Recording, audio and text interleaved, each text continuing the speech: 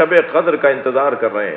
کبھی بچوں سے کہہ رہے ہیں کہ عید میں کتنے دن رہ گئے، اور امام حسین نے جب فرمایا بابا 17 دن رہ گئے، معاف کیجیے گا 17ویں تاریخ تھی، فرمایا بابا 13 دن رہ گئے.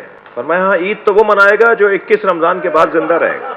کبھی اپنے چہرے پر اپنی داڑھی پر ہاتھ پھیرتے ہوئے فرماتے تھے کہ کچھ لوگوں کی داڑھی یہاں تو خضاب سے رنگین ہوتی ہیں، اور کوئی ہے جس کی داڑھی اس کے سر کے خون سے رنگین ہوگی. جب مولا کو ضربت لگی نا اور عبد الرحمن ابن ملجم نے تلوار ماری، اجرکم اللہ، آپ کی آمادگی ہے، شب شہادت ہے، کل یوم علی، کل شہادت ہے، مولا علی کا دن ہے. آپ عزاداری میں اور مولا کی یاد میں خود کو مصروف رکھیں گے. جب مولا کو تلوار لگی، امام حسن سر پہ پٹی باندھ رہے تھے تو اطمینان سے فرمانے لگے پہلے بتاؤ میری داڑھی میرے سر کے خون سے رنگین ہو گئی؟ فرمایا ہاں بابا آپ کی داڑھی رنگین ہو گئی. فرمایا حسن تمہارے نانا نے جو مجھ سے وعدہ کیا تھا، جو مجھے بتایا تھا، وہ پورا ہونے جا رہا ہے.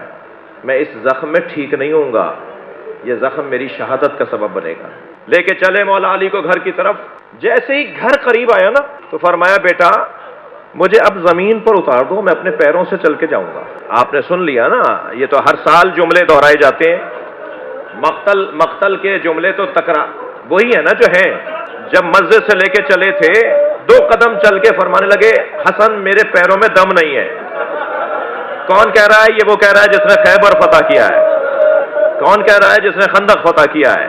بڑے بڑے مار کے جس علی نے سر کر دیے ہوں، وہ علی فرما رہے ہیں میرے پیروں میں دم نہیں ہے، مجھ سے چلا نہیں جا رہا. طے کر لیا تھا نا مولا نے کہ مجھے جانا ہے. 2 ہستیاں ایسی ہیں جنہوں نے اپنے موت کی تمنا کی ہے. یہ خود دلیل ہے کہ وہ تنہا ہو گئے. ایک جناب زہرا نے حسنین کو اپنے سرانے بٹھایا اور بچوں سے کہا میں دعا کروں گی تم الہی آمین کہنا. اجرکم اللہ، اجرکم اللہ، آپ کی آوازیں بلند ہیں. حسنین، زینب، ام کلثوم بی بی، ننھے بچے، کوئی 6 سال کا ہے، کوئی 4 سال کا ہے. جناب زینب 4 سال کی ہے نا جب جناب زہرا کی شہادت ہو رہی ہے. تو بچوں نے ہاتھ اٹھائے ہوئے، اماں بیمار ہیں، بستر پر ہیں، اماں دعا کریں گی، ہم الہی آمین کہیں گے. تو جیسے ہی جناب زہرا نے دعا کی نا، بچوں نے چیخ مار کے روئے، گریہ کیا، اور دعا یہ تھی اللہم عجل وفاتی، یا اللہ میری موت کو قریب کر دے.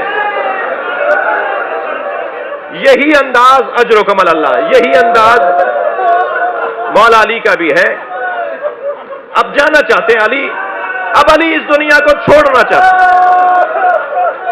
جس دنیا میں میرا نبی نہ ہو میں اس دنیا میں رہ کر کیا کروں گا؟ میں اب حسن جانا چاہتا ہوں. فرمانے لگے بتاؤ میری داڑھی رنگین ہو گئی؟ فرمایا بابا رنگین ہو گئی، مجھ سے چلا نہیں جا رہا. قالین بچھایا گیا، علی کو قالین پر لٹا کر بچوں نے قالین اٹھایا. وہ علی جو مسجد میں 2 قدم نہیں چل پائے نا، جیسے ہی گھر قریب آیا فرمانے لگے بیٹا مجھے زمین پہ اتار دو، میں پیروں سے چل کے گھر میں جاؤں گا. تو امام حسن نے فرمایا بابا 2 قدم گھر رہ گیا ہے. فرمایا زینب مجھے ایسے دیکھ نہیں پائے گی، میری بچیاں مجھے نہیں دیکھ پائیں گی. پھر فرمایا بیٹا یہ جو چاہنے والے ساتھ ساتھ آ رہے ہیں، اب گھر قریب آ گیا، ان سے کہو کہ یہ اپنے گھروں کو چلے جائیں. یہ چاہنے والوں سے کہو کہ یہ اپنے گھروں کو چلے جائیں. امام نے فرمایا بابا یہ دروازے تک چھوڑیں گے، یہ چاہنے والے ہیں.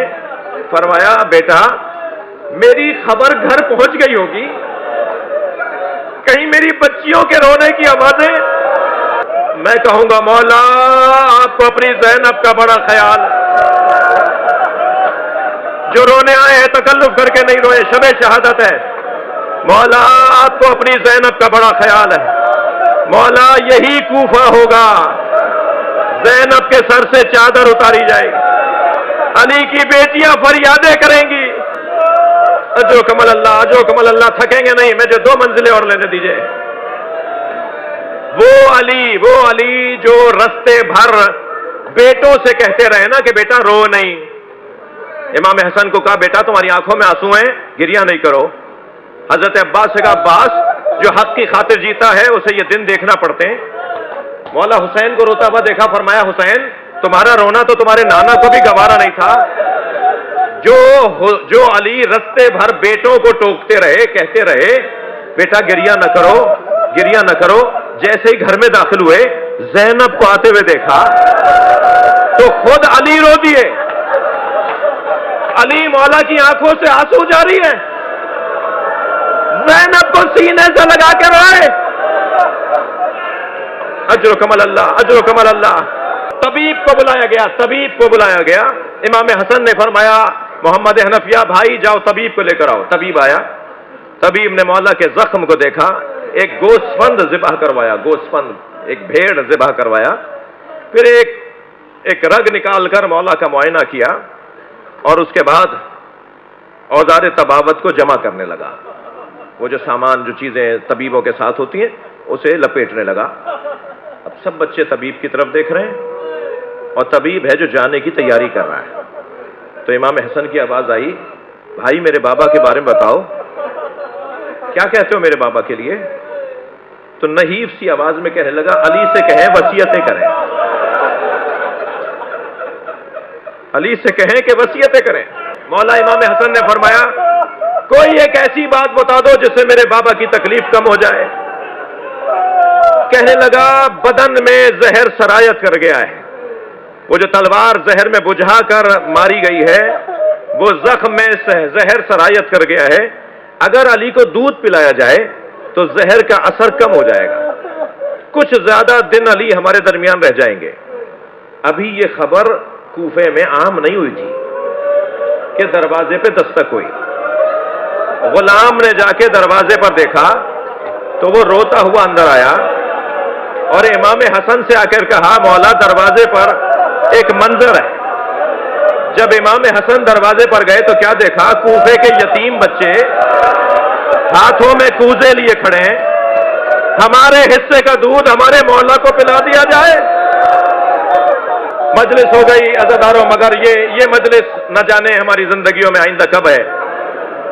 آئندہ سال اس تاریخ میں ہم میں سے کون ہے کون نہیں ہے. تو مجھے 2-4 منٹ کا اور ٹائم دے دیجئے. علی مولا نے وصیتیں فرمائیں، یتیموں کا خیال رکھنا، فقیروں کا خاص خیال رکھنا، خانہ کعبہ کو تنہا نہ کرنا، کعبے کے اندر کہیں لوگوں کا جانا کم نہ ہو جائے، حج بیت اللہ کی حفاظت کرنا. پھر قرآن کے لیے خاص وصیت فرمائی. وصیتیں انسان اپنی چیزوں کے لیے کرتا ہے نا، وصیتیں انسان اپنی چیزوں کے لیے کرتا ہے. مولا کا وصیت نامہ جا کے دیکھیے، یتیموں کا خیال رکھنا، فقیروں کا خیال رکھنا، قرآن کا خیال رکھنا، حج بیت اللہ کو کہیں تنہا، اللہ کے گھر کو کہیں تنہا نہ کر دینا.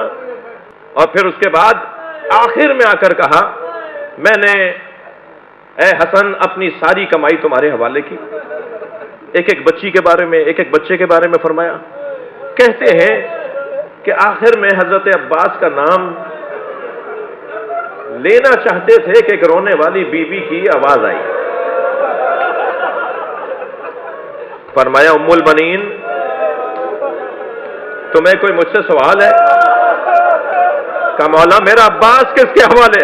کہ عباس حسین کے حصے کا ہے.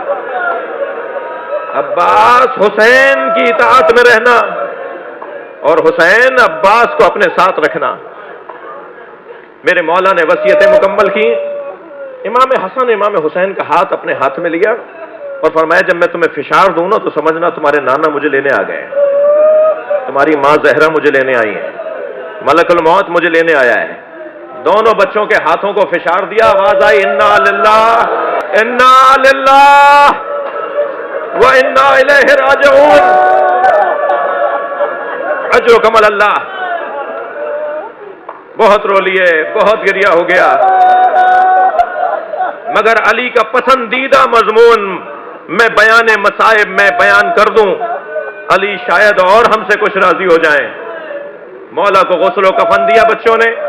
وصیت میں فرمایا تھا میرا جنازہ آگے سے خود اٹھے گا، سنی شیعہ نے لکھا ہے، اور جنازہ کب سے تم اٹھاؤ گے؟ جنازہ جہاں جا کے رک جائے وہاں جنازہ کو رکھو گے تو برابر میں قبر تیار ملے گی. جب جنازہ لے کے پہنچے امام حسن نے برابر سے پتھر سے زمین سے خاک ہٹائی تو ایک تختی، ایک سل، ایک سلیب اور ایک پتھر نظر آیا. اسے جب ہٹایا تو قبر تیار تھی اور قبر کے اندر ایک تحریر لکھی ہوئی تھی، یہ آخری نبی خاتم الانبیاء کے وسیع علی کی قبر ہے جسے آدم نے اپنے ہاتھوں سے بنایا ہے۔ عظمت مولا کائنات، حضرت آدم مولا کائنات کی قبر بنا کر گئے۔ ایک طرف حضرت آدم کی قبر ہے، اللہ آپ کو نجف لے جائے، اللہ آپ کو مولا کے مزار پر لے جائے۔ اسی ذریح کے اندر جس میں مولا علی کی قبر ہے نا، اسی ذریح میں حضرت آدم بھی ہیں، حضرت نوح بھی ہیں۔ 1000 نبیوں کی قبریں ہیں نجف اشرف میں، 1000 نبی ہیں علی کے اطراف میں۔ اس جگہ پر مولا کو لے جا کے دفنایا، اور جب دفنا کے واپس آ رہے تھے نا، جس کی خاطر میں نے آپ کو اتنی زحمت دی ہے، جب دفنا کے واپس آ رہے ہیں نا بچے، کون؟ حسن حسین، تو ایک خرابے سے ایک فقیر کے کرہنے کی آواز ہے، جو کرہ کے کہہ رہا تھا کوئی ہے جو میری مدد کرے۔ یہ کیسے ممکن ہے علی کے بچے کسی محتاج کی پکار کو سنیں اور وہ بغیر اس کے مسئلے کو حل کیے آگے بڑھ جائیں؟ امام حسن امام حسین اس گرے ہوئے گھر میں، اس خرابے میں داخل ہوئے تو کیا دیکھا کہ نابینا فقیر ہے اور بیمار اور ناتوان بھی ہے، جو بستر پہ ایک پھٹے ہوئے بوریے پہ سو رہا ہے اور کرہ کے کہہ رہا ہے کوئی ہے جو میری مدد کرے۔ امام قریب گئے، امام نے فرمایا تمہیں کیا چاہیے؟ میں تمہاری مدد کرنے آیا ہوں۔ کہنے لگا میرا ایک مونس تھا جو 3 دن سے مجھے ملنے نہیں آیا، میرا مونس مجھے لا دو، میرا مونس مجھے لا دو۔ مولا حسن نے فرمایا اس تمہارے مونس کا نام کیا ہے؟ میں اسے ڈھونڈ کر لاؤں۔ کہنے لگا میں تو نابینا ہوں، وہ جب مجھ سے بیٹھ کر بات کرتا تھا، مجھے کھانا کھلاتا تھا، مجھے دوا دیتا تھا، تو میں نے بارہا بہت مرتبہ پوچھا تمہارا نام کیا ہے، تو وہ ہمیشہ کہتا تھا نام سے تمہیں کیا کام ہے؟ فقیر جالس فقیرا، ایک فقیر ہے جو فقیر کے ساتھ بیٹھا ہے۔ میں نے جب بھی اس سے کچھ پوچھا کہ تم اپنا حسب نسب علاقہ خاندان کچھ بتاؤ، تو وہ ہمیشہ یہ کہتا تھا مسکین جالس مسکینا، ایک مسکین ہے جو مسکین کے ساتھ بیٹھا ہے۔ امام حسن نے فرمایا کوئی نشانی بتا دو، کوئی علامت بتا دو جو میں اسے ڈھونڈ کر لے آؤں۔ تو روتے ہوئے کہنے لگے تمہاری طرح بولتا تھا، جیسے تم بول رہے ہو وہ ایسے ہی بولتا تھا۔ فرمایا میرا بابا علی فقیروں کو یتیم کر گیا، مسکینوں کو تنہا کر گیا، اہل بیت کو یتیم کر گیا۔ الا لعنت اللہ علی قوم الظالمین۔